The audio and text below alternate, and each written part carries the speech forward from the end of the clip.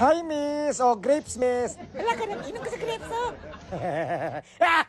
Akala ko ba kusang loob kang nagbibigay ng grapes sa akin?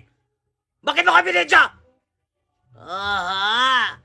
Ganyan talaga mga batasan ninyo. Kung tatabang kayo sa amin, ibibidyo nyo para may utang na loob kami.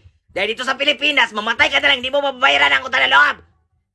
Pakainin mo ko ng grapes para makuha mong pagkababae ka. Walang iya ka. Baka... Ano kapalit ito? Natulon ko na yung isa, ha? Nagalit mo talaga ako na... Ano akala mo sa akin, isigar? Sigar ang mata ni Mura, dos lako na ng itlog ni Mura. Buto nang imo ang liogran. Kala ko na napadaan lang ako, kinain ko tuloy.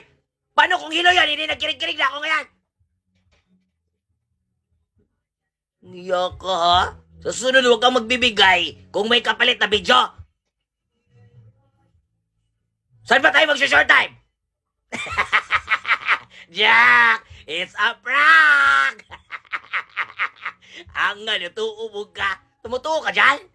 Ang hirap mo pasayahin! Tara, let's go! Napakauga ko na! Kahit sino na lang, duslak na! Hola!